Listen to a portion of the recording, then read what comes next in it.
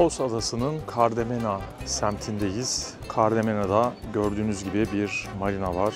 Sığ olmasına rağmen rüzgara gayet korunaklı. Burada gördüğünüz Birabadem.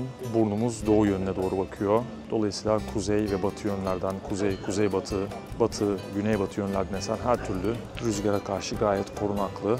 Tonoz yok. Çapanızı atıp kıştan kara yapıyorsunuz. Su ve elektrik için Kos'un ana limanından kart almanız gerekiyor. Hemen yerleşimin ön tarafında marina. Son derece renkli bir hayat var. Dün akşam son derece güzeldi burası. Işıl ışıl, gayet kalabalık.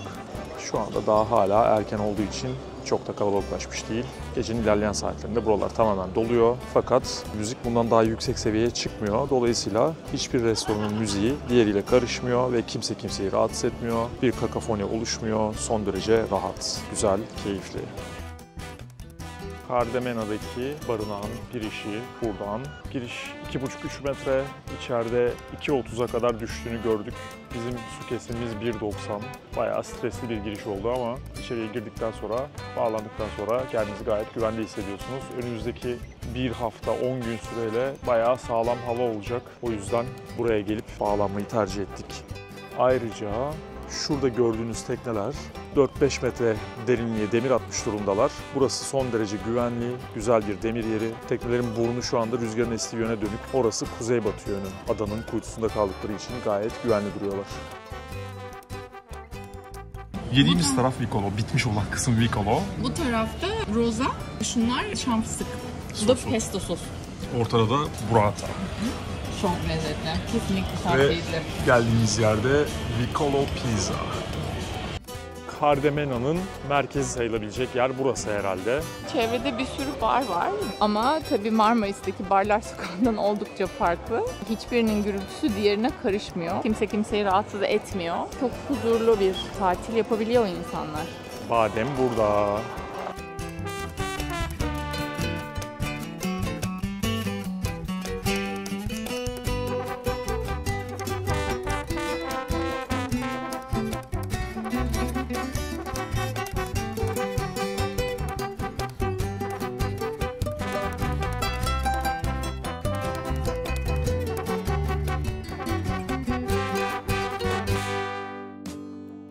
Nisya adında bir butik otel var burada.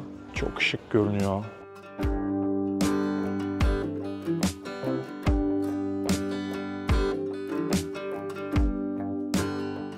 Badem, Badiko, güzel çocuk. Badem güzeli. Çotanı gösterme bana. Bu mu yani? Bu mudur?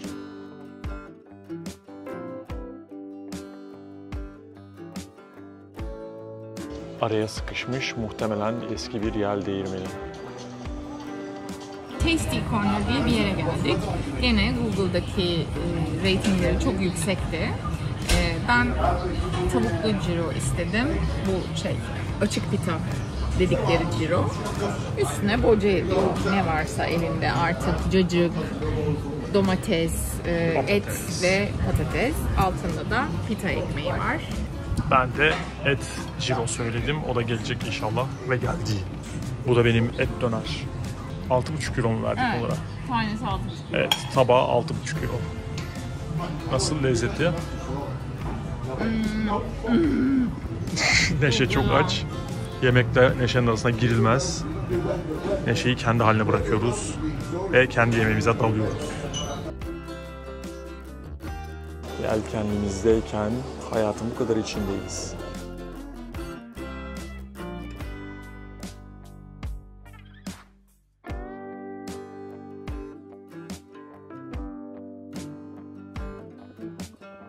Ne kadar güzeller, begonviller. Hipokrat'ın öğrencilerine derslerini verdiği gölgesinde kocaman bir çınar ağacı var orada. Ben seviyorum öyle ağaçlara sarılmaya. Gidelim gene sarılma işlemimizi tamamlayalım.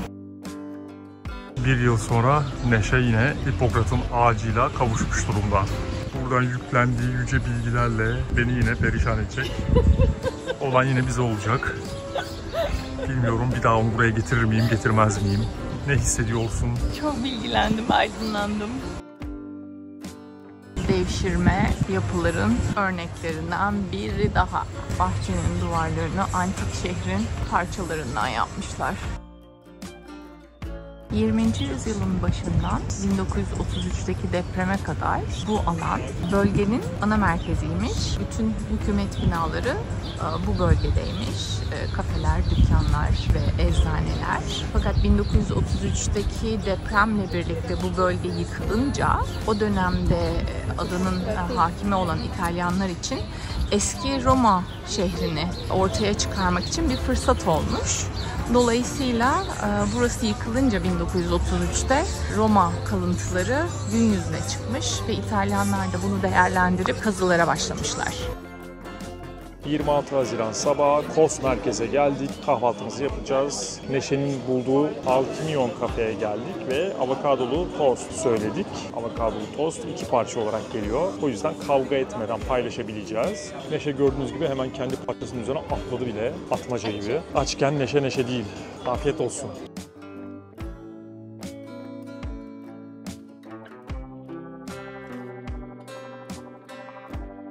Dört katlı pancake'imiz de geldi. Çilekli, aslında beyaz çikolatalıydı ama ben beyaz çikolata pek sevmediğim için fedakar kocam normal çikolataya dönmeyi kabul etti. Ve böylece 4 katlı pancake'imizi paylaşarak yiyebileceğiz. Dalabiliyor muyuz? Dal bakalım, dal kat bakalım. Dalıyorum. Pancake ne kadar şey olabilir ki? Öyle mi diyorsun? Yani bence öyle. Allah Allah, her yerde değil mi? Pankek aynı mı yani? Bence içki yediğin mesela pankekin bir farkı yok mu? o waffle ama. Bence pancake'i avokadolu tostundan daha başarılı. Ekmeğini çok sevmedim tostun. Ekmek biraz tatlı geldi. Genelde Yunanistan'da ekmeği bir tık daha tatlı seviyorlar. Cezayirli Hasanpaşa Camii. Hemen yanında Hipokrat'ın altında öğrencilerine ders verdiği çınar ağacı. Ne yazık ki Osmanlı'dan kalma eserler çok da iyi durumda değil. Her ne kadar bu minarenin etrafına bir tamirat bakımı için böyle bir iskele kurulmuş olsa da geçen sene geldiğimizde de bu haldeydi. Çok bir şey yapıldığını zannetmiyorum. İskele kurulmuş, öyle kalmış herhalde. Caminin hemen karşısındaki bu köprüden de kaleye doğru bir geçiş var. Milattan önce 2. yüzyılda yapılmış Dionysos altarının olduğu yerdeyiz. Dionysos, Zeus'un ve ölümlü Semele'nin oğlu. Şarabın ve tiyatronun tanrısı. Şarabın kötü etkilerinin değil, sosyalleştirici ve faydalı taraflarının tanrısı. Rampadan sonra bir sunak varmış altarın içinde. Burada Dionysos'a hediyelerini getirip sunakta kurban ediyorlarmış. Burası daha sonraki depremlerde yıkılmış. Ve buradaki taşlar 15. yüzyıldaki adaya hakim olan St. John şövalyeleri tarafından kaleyi inşa edilmekte kullanılmış. Geçen sene kaleyi gezerken kalenin duvarlarında bir sürü tapınaktan sökülmüş parçalar görmüştük. Gördüğüm en ilginç devşirme yapılardan biriydi Kos'taki kale. Dolayısıyla o taşların nereden geldiğini de buraya gelince fark etmiş olduk. Kos'ta yürürken özellikle adanın bu bölümünde eski Roma şehriyle, antik kalıntılarla şehrin bu kadar iç içe olması gerçekten çok güzel. Antik kent tabii ki de şu andaki seviyenin aşağısında kalıyor. O yüzden de Yunanlılar genelde arkeolojik bulgularını şu şekilde ayırıp aşağıda sergileyip şehirdeki yaşamı da devam ettirme yoluna gitmişler. Dolayısıyla burası bir açık hava müzesi gibi. Siz normalde şehrin içinde yürürken, caddelerde, kafelerde otururken eski şehir kalıntılarıyla çok iç içesiniz. Bu da aslında çok hoş bir özellik. Yani binlerce yıldır insanlar hala burada yaşıyor. Binlerce yıl önce buralarda yürüyen insanların ayak izlerinin üstünden siz de geçmiş oluyorsunuz. Kos'un merkezine ve eski şehrine arabayla ya da motorla gelirseniz belediyenin otoparkları var. Buraya ücretsiz olarak arabanızı park edebiliyorsunuz. Kos'un merkezinde yollar çok dar olduğu için park çok problemli. İçerideki araba yoğunluğunu, araç yoğunluğunu azaltmak adına Kos Belediyesi bu tarz otoparklar yapmışlar. Mitolojide Herakles ve Antigoras'ın güreşini simgeleyen bir heykel. Herakles'in yolu Kos'a düşmüş. Çoban olan Antigoras'la karşılaşmış. Antigoras'tan bir şey istemiş. Antigoras da demiş ki sana veririm ama benle güreşirsen. Antigoras kendi gücünü anlamak istedi. Çünkü Herakles tüm insanların en güçlüsü, en kuvvetlisi olarak geçiyor mitolojide. 2. yüzyılda inşa edilen, restore edilmiş mermer koltukları ve galerileri olan açık hava Roma tiyatrosu. Bayağı küçüğe benziyor bu arada. Daha önce görmüş olduğumuz çok ihtişamlı Roma tiyatrolarından sonra Kos'un Roma tiyatrosu gerçekten biraz güdük kalmış. Oda tiyatrosu gibi. Tiyatronun dış kısmı gördüğünüz gibi minnacık. Fakat şu kapıdan içeriye girdiğiniz zaman içeride oldukça enteresan bir alan sizi bekliyor. Daha önce çok antik tiyatro gezdim. Fakat içini bu kadar net bir şekilde görüp bu kadar etkilendiğim başka bir antik tiyatro olmadı. Böyle baktığınız zaman küçücük görünen bu tiyatro az evvel gezdiğim, sizinle paylaştığım bütün kapalı mekanlara sahip. Şu insanlara bakarsanız aslında burası küçücük bir yer. Belki 200-300 kişi falan alıyordur seyirci kapasitesi bakımından ama içerisi çok etkileyici. Burada Google Maps'te de adı Eski Cami Minaresi diye geçen böyle bir minare var. Sadece minare kalmış. Gerçekten görüntüsü çok orijinal. Geçen sene geldiğimizde de çok beğenmiştik, çekmiştik. Yine çekiyoruz. Yerinde sağlam duruyor. Geldik, kontrol ettik. Yıllık kontrolümüzü yaptık.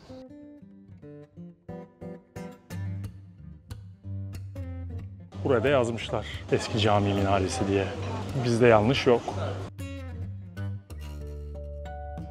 Minarenin hemen arkasında da yan yana sıralanmış bir sürü yeme içme mekanı var. Buralar akşamüstü de son derece renkli ve güzel oluyordur eminim ki. Kos'a yolunuz düşerse burası da değerlendirilebilir yemek için.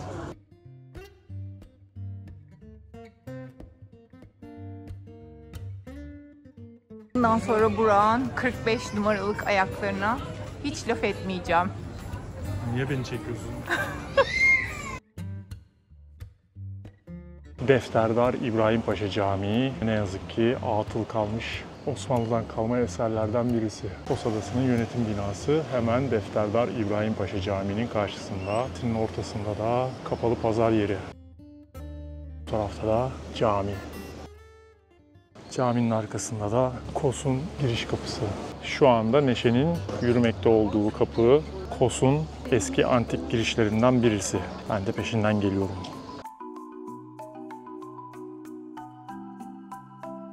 İçerisi yeme içme mekanlarıyla dolu. Eleftherias Meydanı, İtalyanca deyimiyle Piazza del Fascio, Nisan 1933'teki yıkıcı depremden sonra İtalyan yönetimi tarafından 1934-1935 döneminde tasarlanan deprem sonrası Kos kentinin merkezinin çekirdeğidir. 21. yüzyıl faşistlerin 20 yıllık kentsel müdahalelerinin temsili bir örneğidir. Ve 1912'den 1943'e kadar olan dönemde hem metropolitan İtalya'daki hem de 12 adalar ve Afrika kolonilerindeki şehirlerde uygulanmıştır. Agora'nın içi böyle çıfıt çarşısı gibi. Kayıt.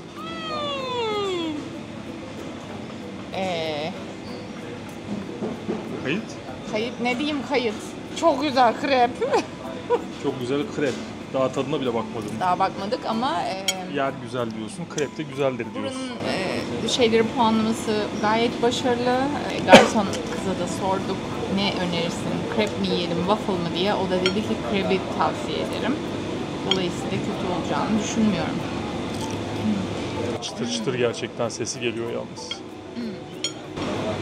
Çok güzel. Yanına içecek olarak sevgili karım ice latte aldı. Ben de yine buranın kendi yapımı olan ev yapımı limonata istedim. Limonata çok lezzetli. Kahve birazcık sert geldi galiba Neşe'ye. Çok güzel. Yani bununla birlikte dengeleyecek tadını diye düşünüyorum. Lemon Cafe'yi çok sevdik. tavsiye ederiz. Lemon Cafe'nin dekorasyonu da son derece şık. Bu hanımefendi bize servis yaptı sağ olsun. Son derece güzel servis yaptı. Son derece güler yüzlüydü. Lemon Cafe'nin oturma alanı hemen antik kapının yan tarafında kalıyor. Ve Defterdar İbrahim Paşa Camii'sinin karşısı gibi. Kosun Sinagogu 16. yüzyıldan 1944'e kadar. Demek ki adada ciddi bir Yahudi yerleşimi de vardı vakti zamanında. Eminim akşamları buralar çok hareketli oluyordur. Sağlı sollu barlar, publar, klublar ve sahile çıktık. Arkada görmüş olduğunuz Kos Kalesi, hemen önünde Kos'un marinası.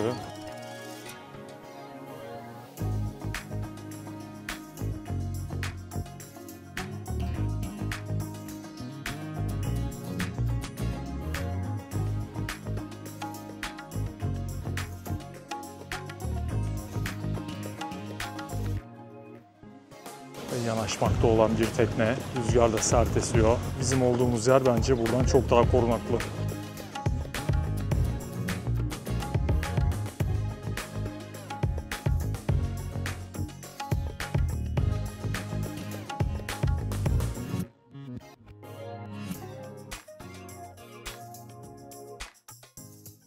Cardemena'da bulunduğumuz marina havaalanına arabayla, taksiyle 15-20 dakika mesafede. Şu anda tepenin üzerinden inmekte olan uçağı görüyorsunuz. Aslında gerçekten burası lokasyon olarak son derece başarılı bir yer. Dışarıyı gösteriyorum size. Muhtemelen 25 knot civarında bir rüzgar var. Arada 30'lara falan da çıkıyor. Tam sırtımdan geliyor olduğu için burası biraz durgun ama açığa doğru gittikçe kuzucukları görüyorsunuz. Daha açıklarda oldukça dalga olduğunu düşünüyorum. Burası adanın komple kuytusunda kalıyor. Şöyle gösteriyorum. Olmazsa olmaz korsan gemileri. Marinanın içini görüyorsunuz. Karşıda yelkenli tekneler. Çok geniş bir alan yok. En fazla 8-10 tekne dışarıdan gelebiliyor. Diğer tekneler zaten sabit burada duran tekneler. Rüzgar ciddi bastırıyor. Mendireğin tam ucundayım ben de. Bunlar da dışarıdaki tekneler. Allah hepsine selamet versin. İnşallah güvenle çapaları tutar. Dışarıda bir tekne var. Arkada bir tane daha var. Dalgalara karşı mücadele ediyorlar onlar da. Burada birisi çok uyanıkça bir iş yapmış. Mendirekteki kayalara gelip çapasını takmış resmen. Ve zincir boylu boyunca gidip karşıdaki teknesini tutuyor muhtemelen. O tekne de bizim sancağımızda kalan yeşil tekne. Badem bugün yalnızdı. Yavaş yavaş. Hadi bakalım. Merhaba. Merhaba güzel bebeğim. Badem. Merhaba aşkım. Merhaba. Ben de seni çok özledim. Merhaba. Evet, evet. Çok haklısın. Çok haklısın. Badem. Ne var kızım dışarıda? Hı? Dışarı mı çıkmak istiyorsun? Dışarı mı çıkalım? Badem, iskele babalarının arasına kurulduğu teknemizin güvenliğinden sorumlu kendisi. Güzel çocuk, badem çocuk.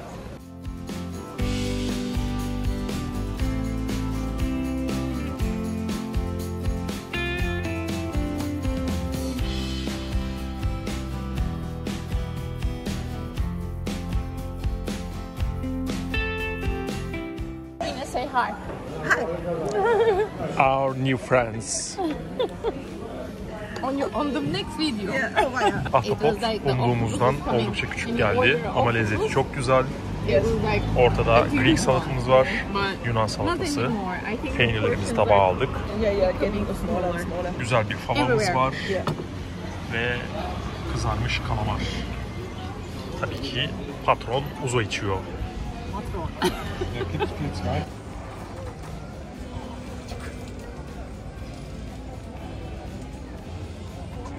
Yavaş Burak'cığım.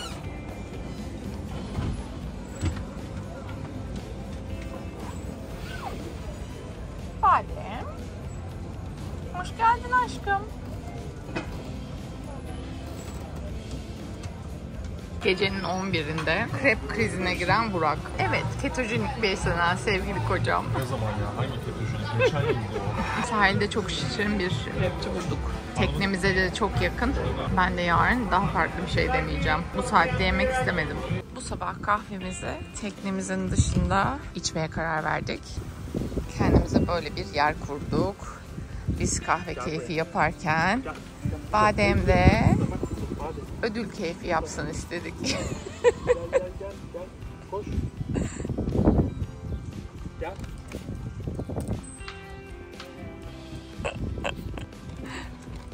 Bu sabah sandalyelerimizi kaldırımın üzerine gölgeye attık. Kahvelerimizi yaptık. Kızım, karım, ben kara keyfi yapıyoruz.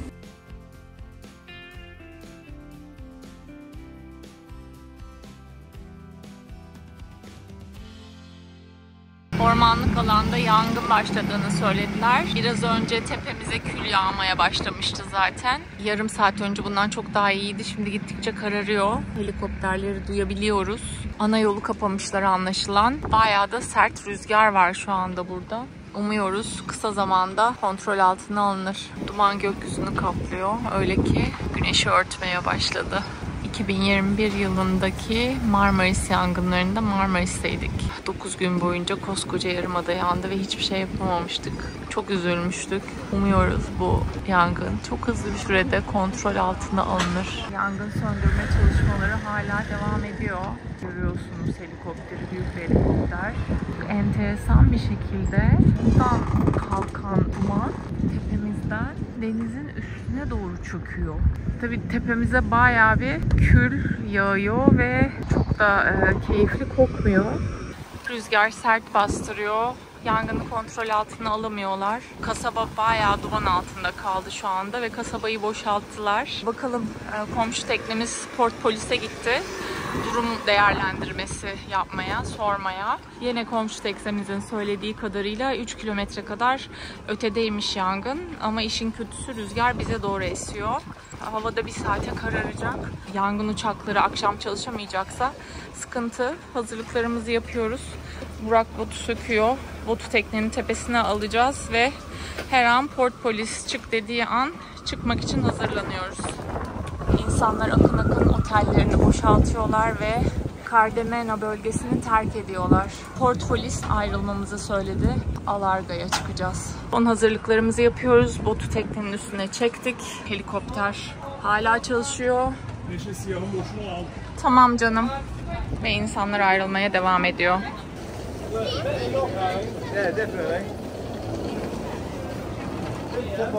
Limandan çıkıyoruz. Demirimizi alırken biraz zorlandık. Yangın buradan çok kötü gözüküyor. Biz olduğumuz zaman hiçbir şey anlamamışız. Bugün 1 Temmuz. Ne yazık ki ay Kos için çok iyi başlamadı. Şu anda ada cayır cayır yanmakta. Aslında Cardamena'da marinanın içerisinde duruyorduk fakat liman polisi gelip bizim çıkmamızı söyledi güvenlik amaçlı olarak. Biz de akşam hava kararmadan hemen evvel çıkıp demirimizi attık. Şu anda Alarga'dayız fakat gördüğünüz gibi alevler tam karşımızda ve cayır cayır yerleşim yerine doğru yaklaşmakta. Hayvanların, o alevlerin arasında kalan bütün canlıların Allah yardımcısı olsun. Ne yazık ki tabiatın karşısında çaresiz kalınıyor. Bu kadar kuvvetli bir rüzgar böyle bir yangını ciddi anlamda destekliyor tabii ki. Gün boyunca 3 tane uçak, 2 tane helikopter sürekli yoğun bir şekilde çalışmalarına rağmen yangını söndüremediler ve havanın kararmasıyla beraber helikopterler ve uçaklar gitti. Yangın ne yazık ki sadece karadan yapılan müdahaleyle engellenmeye çalışılıyor. Ne yazık ki görüldüğü üzere çok başarılı olduğu söylenemez. Alevler hızla yerleşim yerlerine doğru yaklaşıyor. Umarız rüzgar birazcık hızını keser ve alevleri daha da canlandırmaz. Hava aydınlanıncaya kadar şu anda görüyorsunuz alevler parlıyor resmen. Orada şu anda rüzgar muhtemelen esiyor. Alevler yükseliyor yani. Kim bilir kaç metre yüksekliğinde alev var orada. Korkunç. Ne yazık ki alevler artık net bir şekilde görünüyor. Cayır cayır yanıyor resmen. Çok yorucu bir akşam geçirdik. Rüzgar durmaksızın 25, 27, 28 knot bindirdi. Gerçekten yorucuydu. Çok az uyuduk. Sabaha ettik ve yangın hala devam ediyor. Az da olsa iç bölgede duman görebiliyoruz. Sabahın ilk ışıklarıyla beraber helikopterler dün geceki yangını soğutma çalışmaları için çalışmaya başladılar. Alevler bütün gece hiç durmaksızın bütün önüne gelen her şeyi yakıp yok etti. Dumanların yükseldiği yerleri görüyorsunuz. Ortadaki tepe simsiyah. Tamamen oralar yandı. Hiçbir şey kalmadı. Sabahtan beri helikopter bir tane, arkasından da 3 tane uçak olmak üzere soğutma çalışmaları bütün hızıyla devam ediyor. Helikopter arkasından gelen uçaklar.